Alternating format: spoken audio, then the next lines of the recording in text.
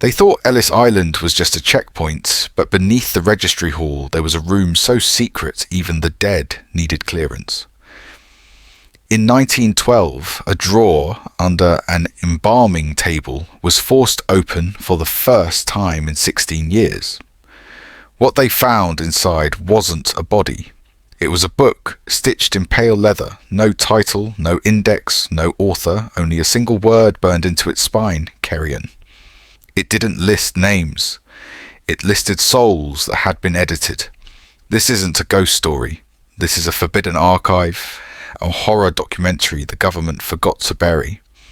From brain extractions done on conscious patients to children who echoed voices from 3 rooms away, the Ellis Island you were taught in school was a cover story. The real facility lay 2 floors below, where priests, surgeons and military officers signed off on rituals disguised as medicine. What you're about to see isn't a theory, it's a record. And now that you've heard the name Carrion, you're already part of it. The drawer was sealed shut with 2 rusted bolts and a wax insignia no one could identify until a maintenance worker searching for a replacement scalpel tray cracked it open by accident. Inside was not surgical steel, but something far older. A leather-bound ledger, bloated and brittle, the pages warped from moisture and fingerprints that didn't match anyone on staff. No title. No date. Just 1 word burned into the cover. With surgical precision, Carrion. The first page listed names. The second listed symptoms. The third procedures not found in any known medical textbook. They weren't documenting disease. They were cataloguing modification. Patient Macabre 1001 had language extracted through induced hypoxia. Patient 1002 reversed vocal order sustained beyond 3 hours. None of the patients had last names. Most of them were under 12. What kind of hospital keeps a record like this, and why was it hidden underneath Ellis Island's autopsy wing? You'd assume this was an experiment, but this ledger wasn't the start. It was a continuation. And the next page wasn't blank. It was breathing. There's a drawer beneath the autopsy slab that the blueprints don't show, and the first person who opened it went missing 3 days later. It was 1912, and Ellis Island was processing over 5,000 immigrants a day. But beneath the medical wing, 2 floors down, where no one was supposed to go, there was a cold steel room with a single operating table never used, never logged. The drawer built into its base was sealed with melted wax and an emblem no one could trace. It wasn't unlocked by curiosity. It was cracked open by a janitor looking for surgical gauze after hours. Inside was no tool, no organ, no bone. What he found was a flesh-coloured ledger soft to the touch, but warped like it had been submerged in seawater. The spine read only 1 word: Carrion. There was no table of contents, only rows of names with no nationalities, no ages, and no destinations. Some names had been violently crossed out. Others were circled in rust-coloured ink with dates that hadn't happened yet. The last page had a fingerprint stain, and beneath it 4 words: "Do not let her sing." The janitor who found it never returned home. And when the drawer was checked again the next night, it was sealed shut. And something inside was humming. They told the public Ellis Island was a gateway, but they never said what it was a gateway to. Most people picture immigrants in line clutching papers blinking into the American sun. But that's the surface story. Beneath the registry building, behind locked corridors and sealed stairwells, there was a second facility, unmapped, unspoken, and funded by something far beyond immigration services.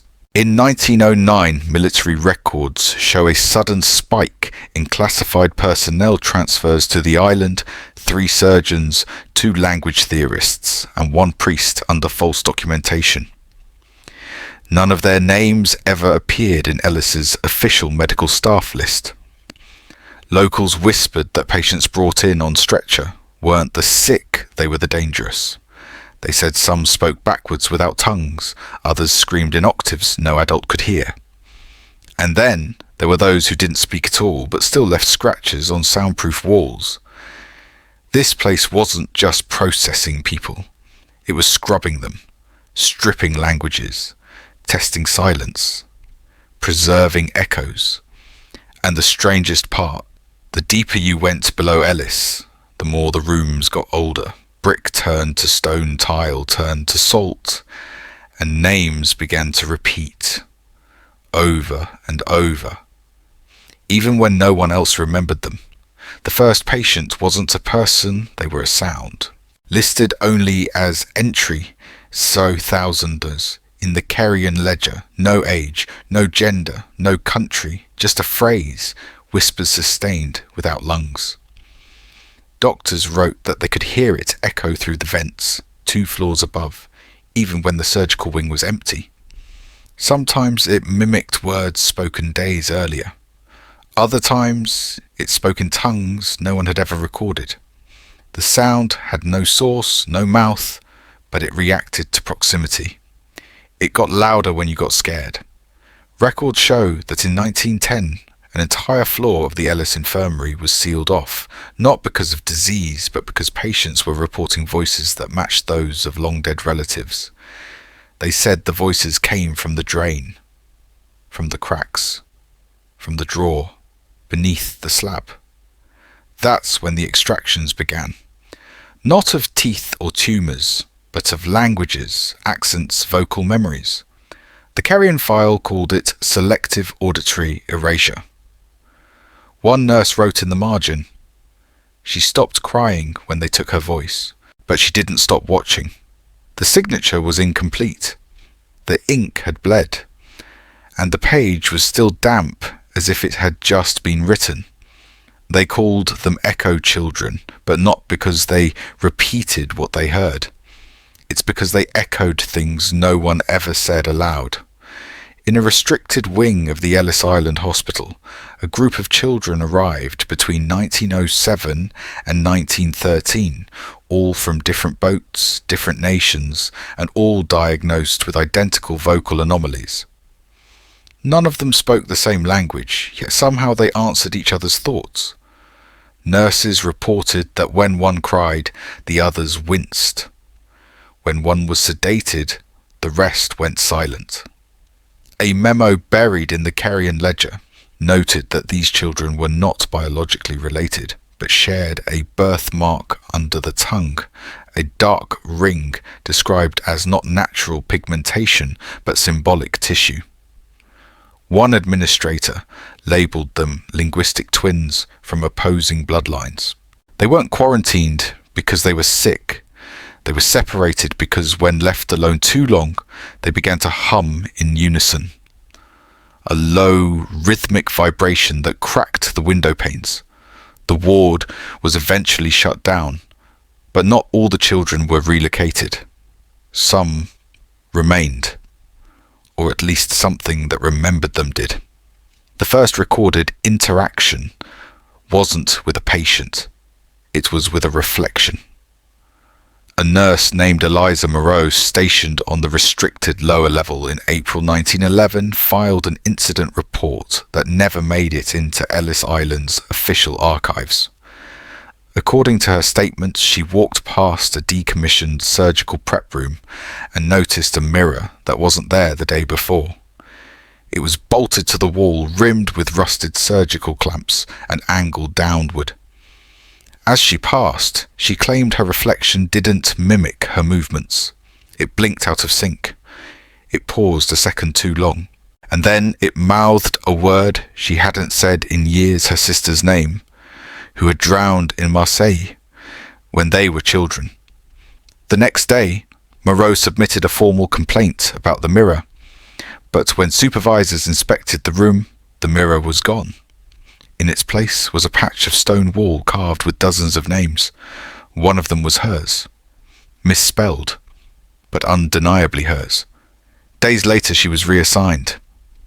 A handwritten note in the Carrion ledger next to her entry reads, "Unfit for continued proximity. Memory structure too reactive.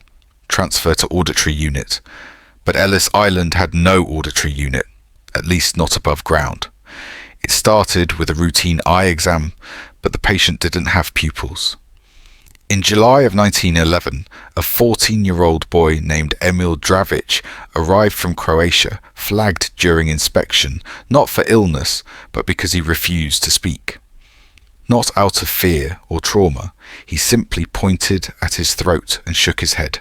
Doctors believed he was mute until the night his bunkmates began reporting whispers, not from his mouth, but from his shadow. Orderlies claimed they saw his silhouette speak while Emil slept. The shadow moved independently, delayed flickering, sometimes mouthing in reverse. One night, a nurse lit a match near his cot during rounds, and the flame instantly inverted, burning upside down. The next morning, Emil was moved to an isolated observation room beneath the autopsy wing. That's when they noticed the real anomaly. His eyes weren't blind. They were blank, fully grey. No iris, no light response.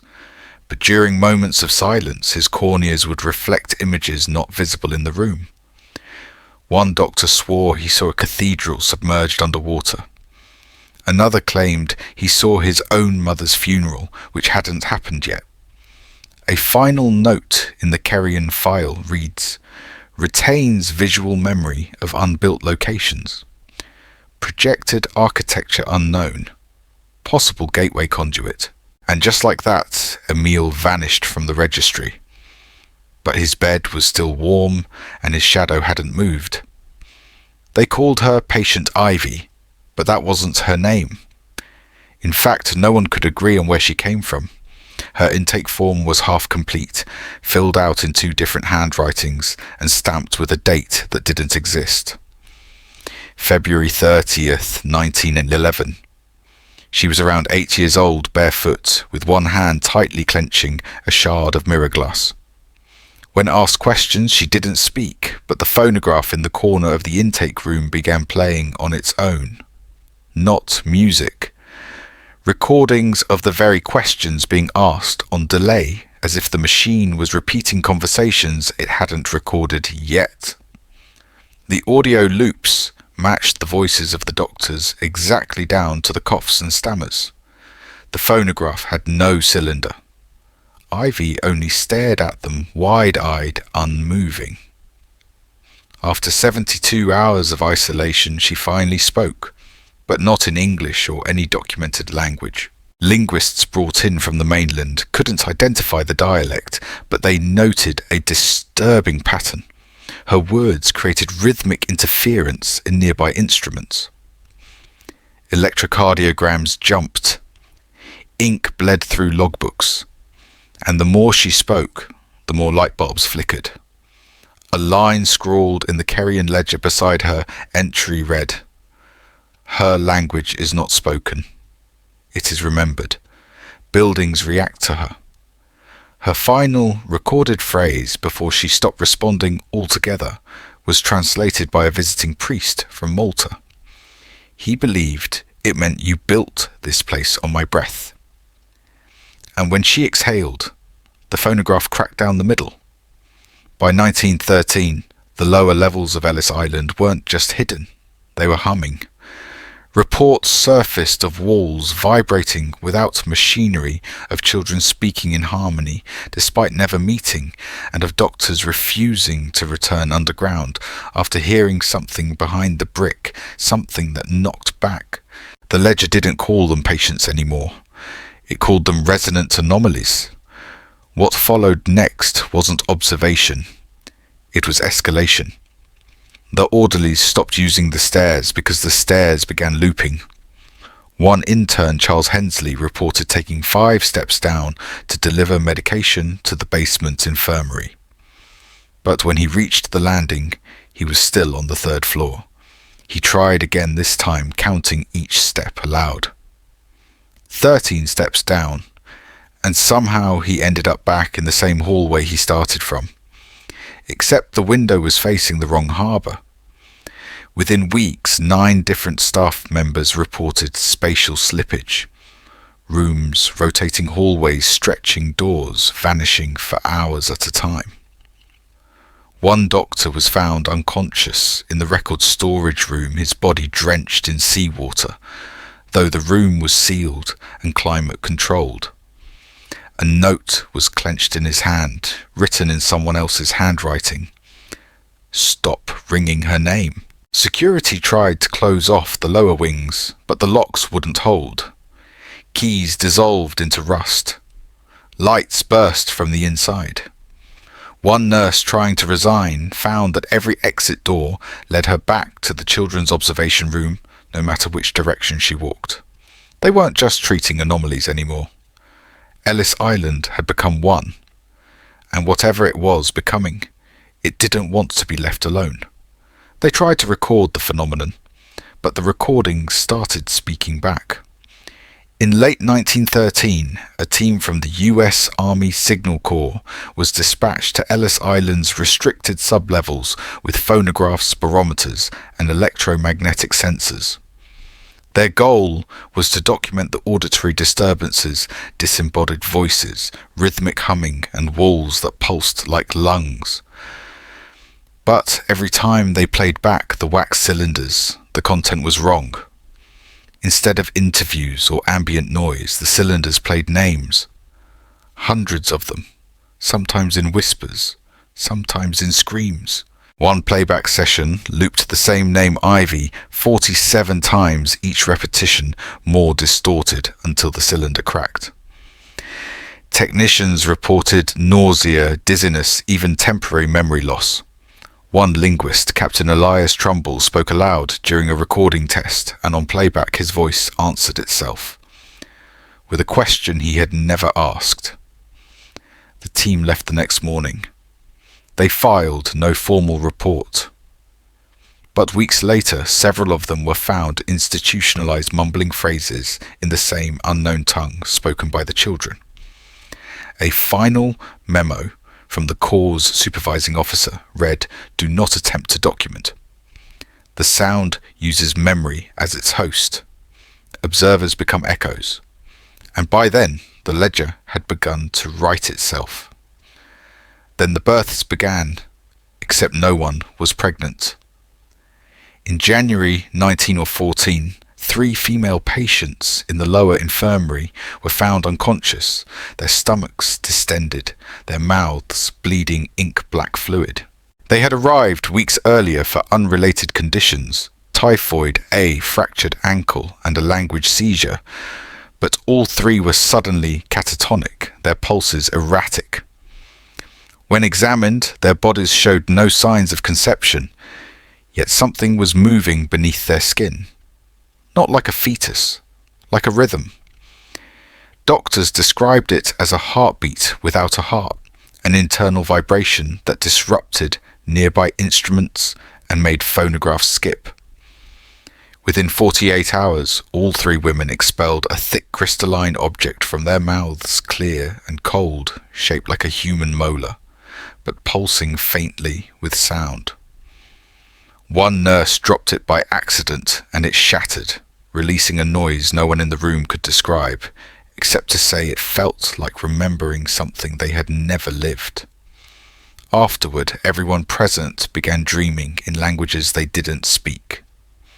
One doctor gouged out his ears and wrote, "She's returning through the mouths of the forgotten," in blood. From that day on, patients weren't just monitored, they were muzzled. But by then, it was already too late. The sound had learned how to grow. They thought sealing the ward would end it, but you can't bury something that remembers its own burial. By spring of 1914, the Ellis Island sublevels were officially condemned. But just before they were sealed, a final team was sent in priests, scientists, linguists, and one child survivor. What they found inside wasn't just echoes. It was something waiting to be acknowledged. The survivor wasn't supposed to remember, but memory has its own rules inside the walls. Her name was Anna Kovac, age 12, the only known child to leave the lower levels alive. She had been missing for 37 hours before being found curled inside an empty water tank, whispering to herself in perfect English despite only speaking Serbo-Croatian prior. She didn't cry. She didn't flinch. When asked what had happened, she simply said, "I listened." The audio team tried to interview her, but their tape recorders played static, even when turned off. Anna pointed to the blank tape and said, "That's not static. That's breathing." When doctors asked what she meant, she drew a diagram of the building with one phrase repeated along the walls: "Built, wrong, built, loud." Later, when a visiting priest tried to bless her room, the holy water boiled in his hand. Anna laughed softly and said, "She doesn't like being named." That night, she was caught whispering into the floorboards as if speaking to the stones. The next morning, she vanished again, this time her bed still warm, and a new crack in the wall where her shadow should have been. The building itself had started breathing. That was the first note recovered from the final research log written by Dr. Martin Harrow, a structural physicist brought in to assess the unexplained vibrations. He believed it was a fault in the foundation until he placed a stethoscope against the west wall and heard a heartbeat, not mechanical, organic, rhythmic. The pulse accelerated when anyone spoke certain names aloud, especially Ivy and Anna. On the third day, Dr. Harrow lowered a contact microphone into one of the cracked vent shafts and recorded what he believed to be a conversation taking place 200 feet below sea level between voices that were never human. Not in cadence, not in grammar. They used resonance as language. And when Harrow played the audio back at half speed, the walls began to weep. Literal moisture, salt water, from brick. The priest who accompanied the team fainted and later refused to speak. The final page of Harrow's log was scrawled in panicked ink. She was never a patient. She was the architect. The moment that line was written, every light in the compound burst simultaneously. And outside in the harbour, the fog began to hum. Then came the mirrors again.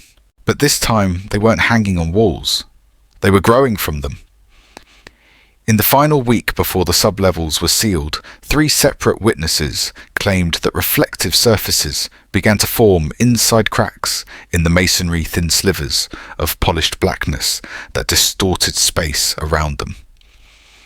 One janitor, Samuel Price, attempted to cover one with a canvas sheet. He disappeared mid-shift. All that remained was the sheet folded perfectly and the sound of distant laughter echoing through the pipes. Surveillance footage later revealed something impossible: Samuel's reflection walking away without him. That same night, the mirror cracks multiplied. Medical staff reported seeing their own faces screaming inside the walls while their bodies remained silent. One nurse attempted to smash the surface, only to find her hand reflected in dozens of separate angles. Each version of her aged differently, some elderly, some skeletal, some blinking out of sync. A final report from the head of maintenance read, "Reflections are no longer passive. They're attempting replication. Whatever was beneath Ellis wasn't just observing anymore, it was practicing. And the more people noticed, the more accurate the reflections became.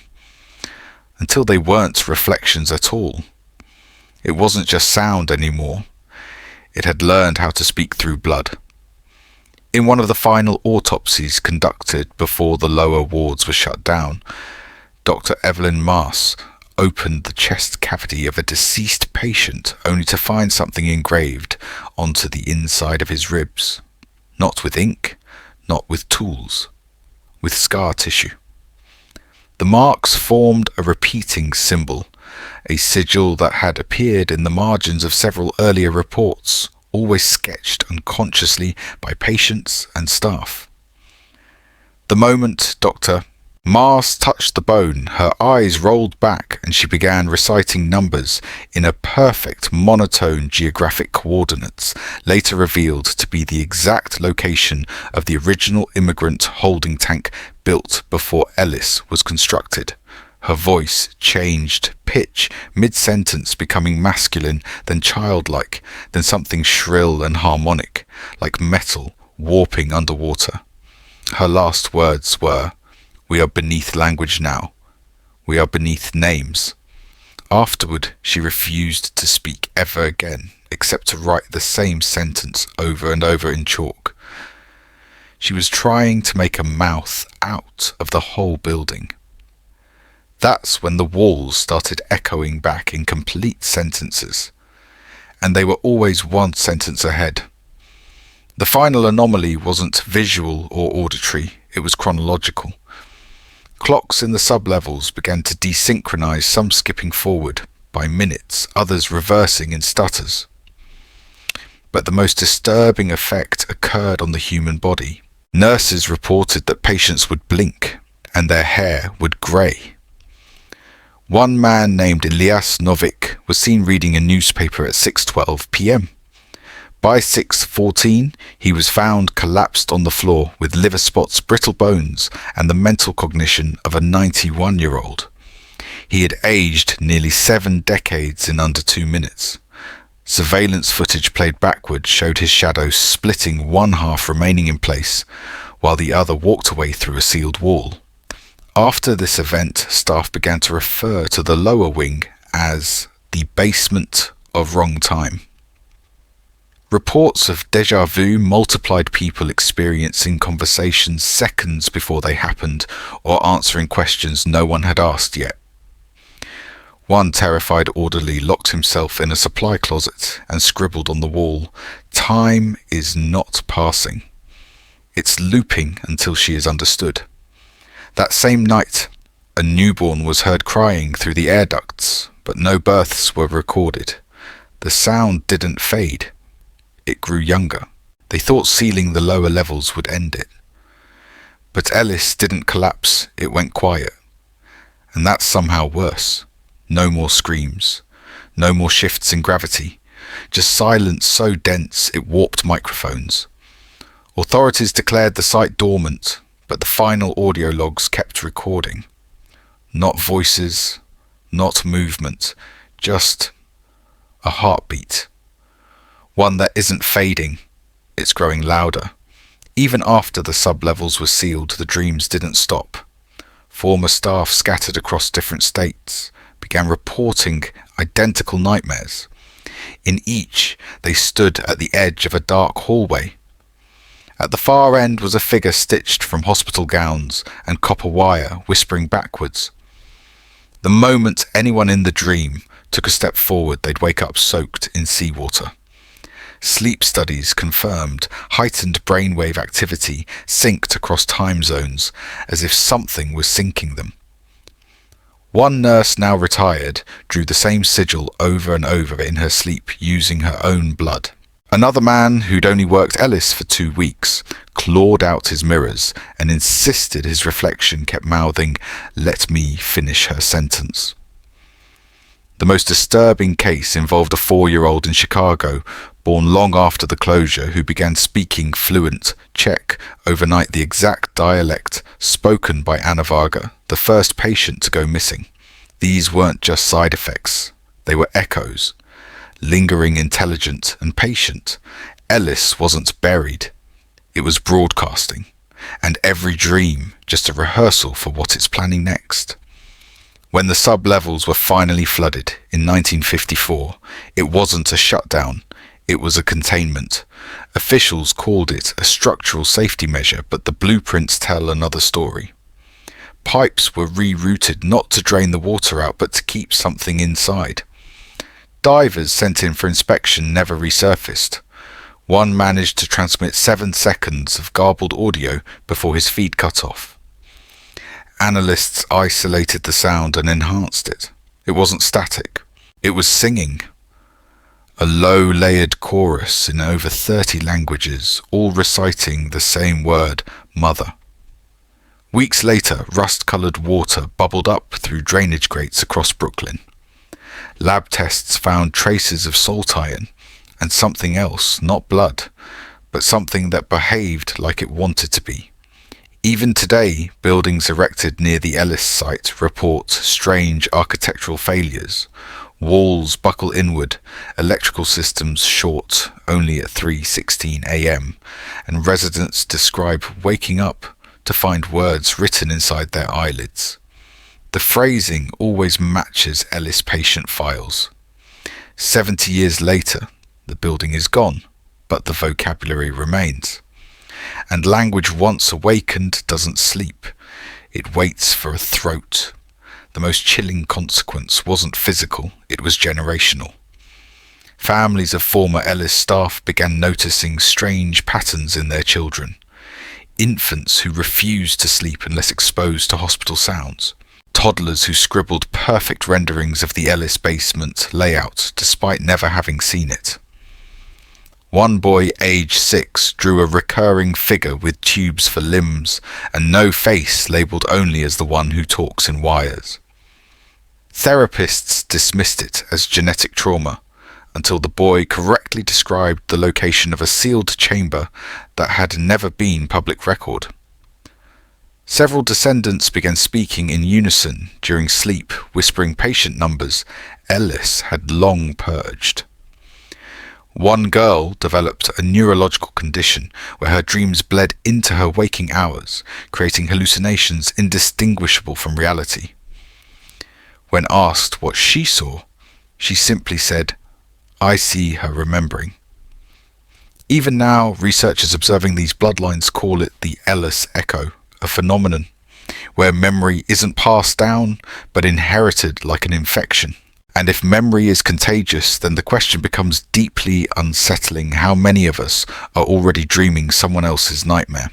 Years after Ellis was sealed, a psychiatric ward in upstate New York began experiencing a surge in catatonic patients, all admitted under unrelated diagnoses, all developing the same symptom within days. They would stare into corners and whisper, "I remember the blue room." Nurses dismissed it as coincidence until an elderly doctor recognized the phrase from an Ellis case study buried in a restricted archive. That blue room was a sealed observation cell, never photographed, its walls coated with lead-lined tiles to block sound. But somehow these patients, none with any known ties to Ellis, were describing its exact dimensions, even down to the number of cracks in the floor. One patient drew the door, labelling it Room 7A, the same identifier burned into a melted clipboard, salvaged from the 1949 flood. After weeks of silence, all 12 patients began humming the same melody at once. Audio analysis revealed the tune matched a lullaby recorded in 1913, sung by the very first Ellis patient to vanish. Officials claimed it was all pareidolia. But if trauma echoes, this wasn't just a memory, it was a signal trying to reassemble itself through broken minds. And piece by piece, it's getting louder. In 2023, a low-frequency anomaly was picked up by deep ocean sensors off the coast of Maine. The sound resembled a heartbeat pulsing every 43 seconds, identical to the pattern recorded under Ellis in 1951, despite the facility being buried and disconnected from all known infrastructure. Naval sonar confirmed the signal originated from beneath the continental shelf, yet its waveform carried a unique distortion only ever found in corrupted Ellis audio logs.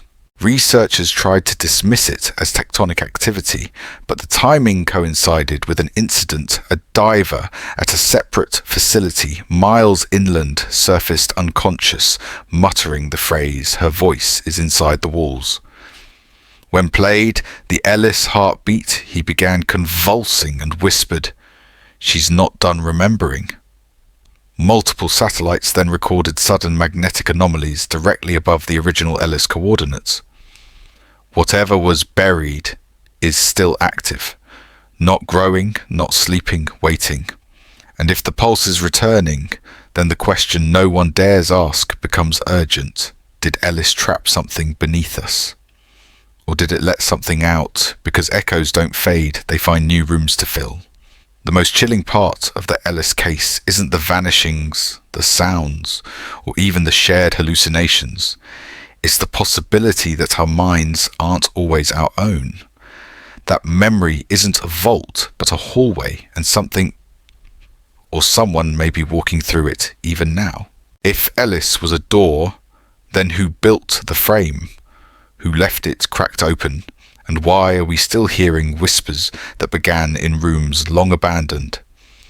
Maybe the real terror isn't what happened inside Ellis, but what followed it out.